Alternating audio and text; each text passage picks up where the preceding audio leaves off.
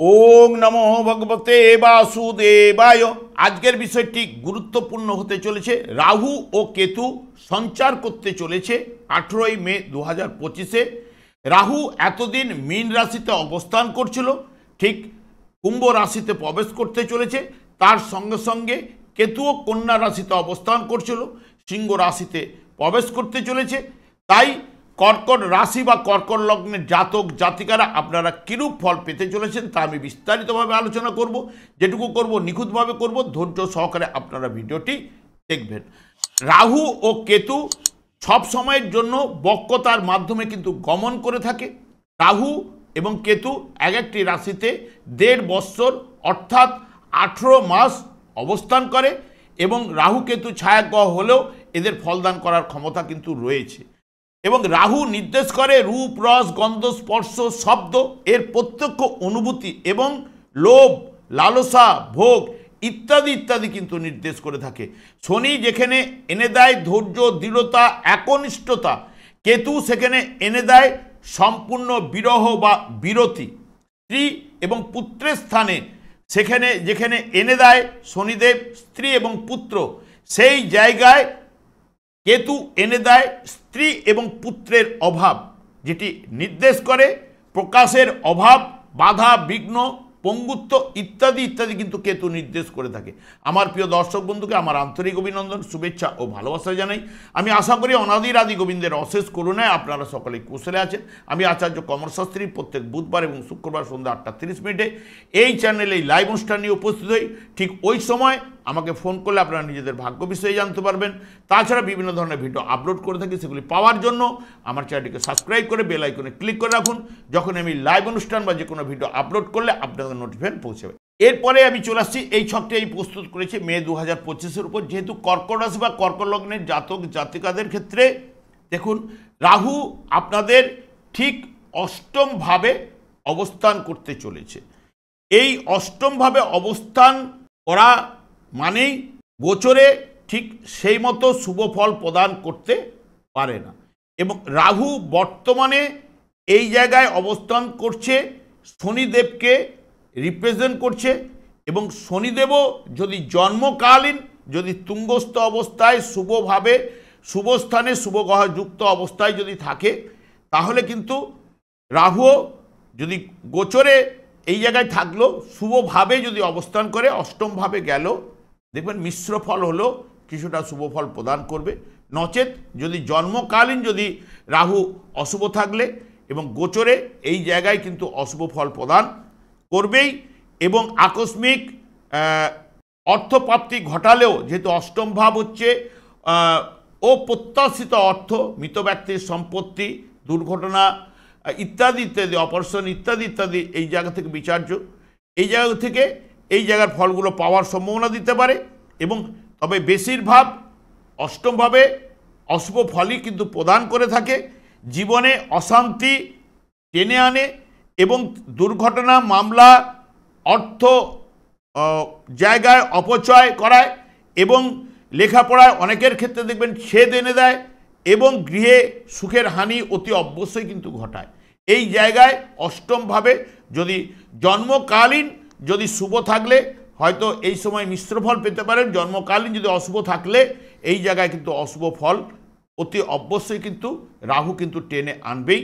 এবং রাহুর 3টে দৃষ্টি রয়েছে এবং রাহু এই জায়গাটায় অবস্থান করলেও নবম ভাবের উপরে রাহু দ্বাদশ দৃষ্টি থাকছে আপনাদের নবম ভাবের উপরে, এবং তার সঙ্গে সঙ্গে চতুর্থ ভাবের উপরে আপনাদের দৃষ্টি থাকছে, এবং যেটি রাহুর ক্ষেত্রে পঞ্চম দৃষ্টি, এবং নবম দৃষ্টি থাকছে আপনাদের ঠিক দ্বাদশ ভাবে।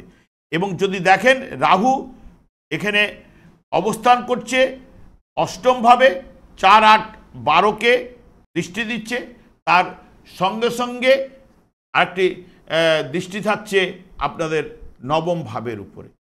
এই দৃষ্টিগুলো থাকার জন্য কি হবে, সাধারণত যদি এখানে রাহু শনিযুক্ত অবস্থায়, তাহলে শনিযুক্ত হয়ে যাওয়ার কারণে তাহলে অর্থ গেন করার জায়গাও কিন্তু নিশ্চয়তা থাকে না। বিশেষ করে অর্থ জায়গায় ভাগ্য বিড়ম্বনা এবং একদম অর্থ এইমাত্র আসলো সঙ্গে সঙ্গে কিন্তু তা ব্যয় করিয়ে দেয় এবং হজম শক্তি পেটের সমস্যা আনবেই, অস্ত্রোপচার হওয়ার সম্ভাবনা কিন্তু এই যোগে কিন্তু নিয়ে আসে, যেহেতু এই রাহু শনির এই যোগটাতে রাহু যেহেতু শনির উপরে দৃষ্টি রেখেছে এবং যেহেতু এটা পিতৃভাব, তাহলে পিতার সঙ্গে মনোমালিন্য ঘটতে পারে, পিতার শারীরিক টুকটাক ট্রাভেল দিতে পারে ইত্যাদি ইত্যাদি। এবং যেহেতু বর্তমানে শনির উপর দৃষ্টি থাকার কারণে এবং বিশেষ করে দেখবেন আপনাদের রাশির যেহেতু চতুর্থ ভাবের উপরে দৃষ্টি থাকছে রাহুর, সেই কারণে এবং অর্থভাবের উপরে দৃষ্টি থাকছে, তাহলে আর্থিক ব্যয় ঘটাবেই বা যে কোনো দিক দিয়ে দেখবেন এখানে কেতু অবস্থান করলো আর্থিক ব্যয় ইত্যাদি ইত্যাদি নিয়ে আসবে, পরিবারে অশান্তি এবং চতুর্থভাবে যেহেতু সুখের জায়গা মায়ের কোল, এবং এখানে গৃহ বাড়ি যানবাহন ইত্যাদি ইত্যাদি নির্দেশ করে, ভূ সম্পত্তি, তাহলে এই জায়গাগুলো থেকে যদি অশুভ থাকলে ব্যাঘাত ঘটার সম্ভাবনা কিন্তু আনবেই। দ্বাদশ ভাব এমনিতেই এই জায়গায় দৃষ্টি থাকছে, বৃহস্পতি এখানে অবস্থান করছে গোচর চলাকালীন এবং বৃহস্পতির সঙ্গে রাহুর যে দৃষ্টি বিনিময়ের কারণে গুরুচণ্ডাল দোষ সৃষ্টি হবে, কারণ রাহু এমনিতে চণ্ডাল কারক গ্রহ, যেহেতু বৃহস্পতি দেবগুরু, দেবতাদের সঙ্গে ওষুধদের সবসময় কিন্তু ঝঞ্ঝট ঝামেলা এবং রাহুর দ্বারা কিন্তু বৃহস্পতি যদি পীড়িত হলে তাহলে কিন্তু গুরুস্থানীয় কোনো ব্যক্তির দ্বারা, যেরকম ধরুন পিতা মাতা বা গুরুস্থানে যারা বাড়িতে রয়েছে তাদের সঙ্গে মাঝে মধ্যে নানান ঝঞ্ঝট ঝামেলা বা এই যে যোগের কারণেও কিন্তু নানান সমস্যা কিন্তু উঠে আসে। এই জায়গাগুলো ফল পাওয়ার সম্ভাবনা কিন্তু আপনাদের থাকছে। তবে একটা কথাই আমি বলতে পারি, কারণ কোনো গ্রহ অশুভ নয়, যদি যার জন্মকালীন গ্রহগুলি যদি পীড়িত অবস্থায় থাকলে তাদের ক্ষেত্রে সেই গ্রহটি গোচরে যাওয়ার সময় যে গোচরে যে যে জায়গাগুলো দিয়ে শুভ ফল দিয়ে থাকে কোনো ভাবে কিন্তু অশুভ ফল প্রদান করে থাকে, যেহেতু এটা জ্যোতিষশাস্ত্রে কিছু অষ্টম ভাব এবং দ্বাদশ ভাবের নির্দেশক, অষ্টম এবং দ্বাদশ ভাব পাওয়া মানেই এখানে প্রায় আপনাদের কাছে 70% কাছে অশুভ প্রভাব পাওয়ার জায়গাটা কিন্তু যদি জন্মকালীন অশুভ থাকলে এই জায়গা থেকে এই জায়গাটা উঠে আসতে পারে, নাহলে মিশ্র ফল পাওয়ার সম্ভাবনা যদি জন্মকালীন থাকে তারা কিন্তু পাবেনি। আর এই জায়গায় থাকলেও রাহুর যদি অশুভ থাকে বা এই জায়গাটাতে কোনো গ্রহ কারো না কারো কর্কট রাশি জাতক জাতিকাদের ক্ষেত্রে কোনো না কোনো গ্রহ অবস্থান করতে পারে অষ্টমভাবে, তাহলে বা দ্বিতীয়ভাবে কোনো না কোনো গ্রহ অবস্থান করতে পারে, তাহলে সেই জায়গায় যদি এখানে যদি রবি অবস্থান করে থাকে বা মঙ্গল অবস্থান করে থাকে বা বুধ অবস্থান করে থাকে বা শনিদেবী নিজেই যদি অবস্থান করে থাকে কারো, তাহলে এই সময় গোচরে কিন্তু এই জায়গায় প্রবেশ করছে কিন্তু রাহু, তাহলে ফলের তারতম্য অতি অবশ্যই কিন্তু ঘটতে বাধ্য। কারণ সেই গ্রহটি জন্মকালীন কি অবস্থায় ছিল, অষ্টমভাবে থাকলো, 3টে নক্ষত্রের মাধ্যমে অবস্থান করছিল এবং 3টে নক্ষত্রের মাধ্যমে যে কোনো একটা নক্ষত্রের মাধ্যমে যদি সেই নক্ষত্র অধিপতিগণ শুভভাবের নির্দেশক হলে সেই গ্রহটি অশুভ হলে নক্ষত্রের মাধ্যমে কিছুটা হলো মিশ্র ফল তাদের ক্ষেত্রে নিয়ে আসবার জায়গাটা করে দেবে এবং সেই কারণে যদি সেই গ্রহটি রাহুর সঙ্গে কি সংযোগ ঘটছে, যদি রবি অবস্থান করলে সেই মতো কি শুভ ফল পাওয়া যাবে, সেই মতো এখানে মর্যাদাহানি, ব্যবসা, কর্ম পরিবর্তন এবং বিশেষ করে পিতার, যেহেতু রবি পিতৃকারক গ্রহ, তাহলে পিতার শারীরিক দিক দিয়ে নানান সমস্যা, পিতৃ সঙ্গে বিরোধ সৃষ্টি হতে পারে ইত্যাদি ইত্যাদি। কেতুও কিন্তু এই জায়গায় দ্বিতীয়ভাবে গোচরে কিন্তু শুভফল প্রদান করে না, তবে জন্মকালীন শুভ থাকলে এই জায়গায় দ্বিতীয়ভাবে কেতু সাধারণত ব্যবসায়ী করে এবং ব্যবসার প্রয়োজনে বিদেশে অনেকের একাধিকবার গমনও করায় এবং ভালো অর্থের অধিকারীও কিন্তু করায়। এইটুকু আপনাদের বলতে পারি, যদি জন্মকালীন এখানে যেহেতু রবিকে রিপ্রেজেন্ট করছে, রবিও যদি জন্মকালীন শুভ অবস্থান করে থাকে এবং যখনই এই জায়গায় রবি গোচরে যে যে ভাব দিয়ে শুভ ভাব দিয়ে গমন করলে, তাহলে শুভ ফল কিন্তু আপনারা অতি অবশ্যই কিন্তু যে সেই সময়গুলো পাবেনই। এইটুকু বলতে, যেমন এখন বর্তমানে আপনাদের রাশি সাপেক্ষে একাদশভাবে রবি অবস্থান করছে, তাহলে এই সময় কেতু গোচরে প্রবেশ করলেও বর্তমানে কিন্তু শুভ ফল পাবেন। যখনই দ্বাদশভাবে গমন করবে তখনই কিন্তু সেই মাসটার ক্ষেত্রে কেতু কিছুটা হলো অর্থনৈতিক টুকটাক ট্রাভেল বা পরিবারে কিছু না কিছু অশান্তি, যেহেতু দ্বিতীয় ভাব থেকে অর্থ, পরিবার, বাকশক্তি এবং লিকুইড মানি ইত্যাদি ইত্যাদি বিচার্য, সেই জায়গাগুলোতে তখন কিন্তু ব্যাঘাত ঘটাবার জায়গা নিয়ে আসতে পারে।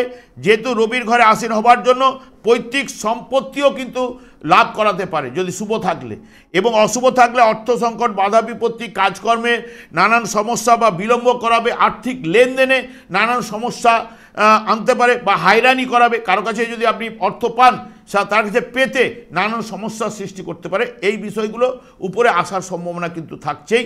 তবে একটা কথাই আমি বলতে পারি, যদি এই জায়গা হচ্ছে জেনারেল হিসেবে যেটা আমরা বলে গেলাম যে রাহু কেতু অবস্থানে এই ফলটা পাবেন, কিন্তু রাহুর যে জায়গায় গমন করছে বা কেতু যে জায়গায় গমন করছে, কেতু এই জায়গায় অবস্থান করছে, এখন গোচরে আসছে, কিন্তু জন্মকালীন কারো না কারো এখানে অন্য কোনো বৃহস্পতিও যদি অবস্থান করে থাকে, তাহলে বৃহস্পতির অবস্থান কেতু প্রবেশ করছে, তাদের ক্ষেত্রেও কিন্তু কিছু না কিছু সমস্যা অতি অবশ্যই নিয়ে আসবে। দেখবেন কাজকর্মের প্রবৃত্তি জায়গায় নানা রকম সমস্যা, এবং যেহেতু সন্তানের নির্দেশক এবং অর্থর যে নির্দেশ করে কিন্তু বৃহস্পতি, তাহলে সেই জায়গাগুলো ডিস্টার্ব দেবে।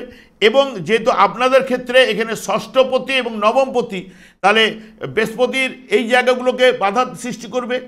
দেখুন ষষ্ঠ ভাব বা নবম ভাবে যেগুলো বিচার্য, সেই জায়গায় কেতু যখন বৃহস্পতির উপরে যখন এসে বসবে, সেই জায়গাগুলোর উপরে নানান সমস্যার সৃষ্টি করবে, বা সেই জায়গাগুলোতে বাধা বিপত্তি, যেমন দেখবেন মামা বাড়ি থেকে নানান সমস্যা আসতে পারে, রোগ জ্বালার পেছনে বৃদ্ধি করতে পারে বা আর্থিক ক্ষয়টা করাতে পারে, যেহেতু ওখানে বৃহস্পতির উপরে যখন কেতু আসবে, এবং ভাগ্য বিড়ম্বনা আনতে পারে, কারণ ঠিক পিতৃ নবম ভাবের অধিপতি গ্রহ বৃহস্পতি সেই জায়গাগুলো দেওয়ার চেষ্টা করবে, কারণ এরা তো ন্যাচারাল অশুভ কারক গ্রহ না। এর উপরেই যখনই গ্রহ, যেমন এখানে কেতু অবস্থান করছে, কেতু জন্মকালীন অবস্থান করছে, এই সময় কেতু যদি প্রবেশ করে, তাদের ক্ষেত্রে অনেক সময় যদি শুভ না থাকলে নানান দিক দিয়ে সমস্যা কিন্তু আনতেই পারে, ব্যয় বৃদ্ধি ঘটাবে, পারিপার্শ্বিক দিক দিয়ে বা পরিবারের দিক দিয়ে নানান সমস্যা এগুলো করাবে, অনেক সময় বিদেশে বাস করাতে পারে, এবং মানসিক টানাপোড়েন সবসময়, মানসিক দুশ্চিন্তা ইত্যাদি ইত্যাদি এগুলো কিন্তু দেবেই।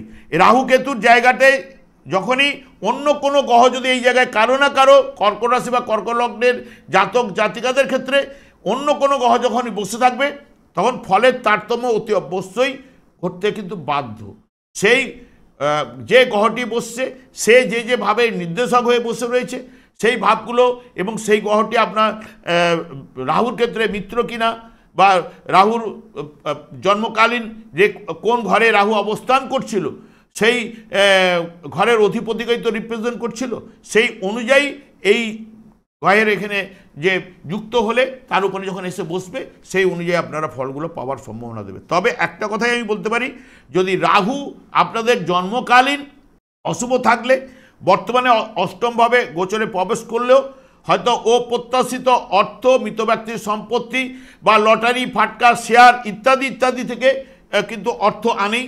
এবং এখানে যেহেতু চতুর্থ ভাবের উপরে দৃষ্টি থাকছে, নবম ভাবের উপরে দৃষ্টি থাকছে, এগুলো কি হচ্ছে উচ্চশিক্ষার ক্ষেত্রে অনেকের ছেদ, যদি অশুভ থাকলে পড়াশোনার ক্ষেত্রে ছেদ আনবে, বা পড়াশোনার জায়গাটাকে এই সময় 1.5 বছর কাল নানা রকম টুকটাক ট্রাভেল দেবে। দেখবেন অনেক সময় দেখবেন বিভিন্ন জায়গায় পরীক্ষা দিচ্ছে, এই সময়গুলো উত্তীর্ণ হতে পারছে না, এবং এটা যখনই গোচর থেকে যেই না চলে যাবে, তারপরে কিন্তু পজিটিভ রেজাল্টগুলো তার কাছে আসার জায়গাটা দেবেই। এই জায়গাগুলো কিন্তু ঘটবার জায়গা কিন্তু থাকছেই। তবে বিশেষ করে অশুভ থাকলে দেখবেন বাড়ির আশপাশে দেখবেন বিড়ালের কান্না, বা যারা বিড়াল পোষেন দেখবেন বাড়িতে ওই কান্নাকাটি করছে, এইগুলো যখনই বুঝতে পারবেন, তাহলে আপনার রাহু কিন্তু ওই সময় অশুভ কিন্তু ফল দিতে চলেছে। তাহলে সেইগুলো আপনারা যতটা পারবেন মেনটেন করবেন। বা কেতু যদিও অশুভ থাকলে দেখবেন বাড়িতে যারা কুকুর পোষেন বা বাড়ির পাশাপাশি দেখবেন কুকুরের কান্না, এই আওয়াজগুলো কিন্তু আপনারা পাবেন। যদি মনে করেন এইগুলো পাচ্ছেন বা নানান সমস্যার মধ্যে রয়েছেন, তারা কি করবেন, কালো বা নীল কাপড়ে নারকেল একটা বাঁধবেন, বেঁধে জলে বা প্রবাহিত জলে আপনারা নিজেদের মনস্কামনা করে ভাসিয়ে দিতে পারেন। বা কাঁচের দেখবেন অনেকগুলো টুকরো করলেন, সেই টুকরোগুলো এক একটা করে জলে কিন্তু ভাসিয়ে দিলে দেখবেন রাহু কেতুর যে অশুভ প্রভাবটা অনেকটাই কিন্তু আপনারা হ্রাস বৃদ্ধি ঘটবে। এই কাজগুলো করতে পারেন যদি মনে করেন। হ্যাঁ, আমি আর দীর্ঘায়িত করছি না। আমি আচার্য কমল শাস্ত্রী প্রত্যেক বুধবার এবং শুক্রবার সন্ধ্যা 8:30 এই চ্যানেল লাইভ অনুষ্ঠান নিয়ে উপস্থিত হই। ঠিক ওই সময় আমাকে ফোন করে আপনার নিজেদের ভাগ্য বিষয়ে জানতে পারবেন। তাছাড়া বিভিন্ন ধরনের ভিডিও আপলোড করে থাকি, সেগুলি পাওয়ার জন্য আমার চ্যানেলটিকে সাবস্ক্রাইব করে বেল আইকনে ক্লিক করে রাখুন। যখন আমি লাইভ অনুষ্ঠান বা যে কোনো ভিডিও আপলোড করলে আপনাদেরকে নোটিফিকেশন পৌঁছে যাবে। আমি অনাদি গোবিন্দকে প্রার্থনা করি আপনারা ভালো থাকুন, সুস্থ থাকুন, আনন্দ থাকুন। আজ এই পর্যন্ত, পরের ভিডিওতে দেখা হচ্ছে। নমস্কার।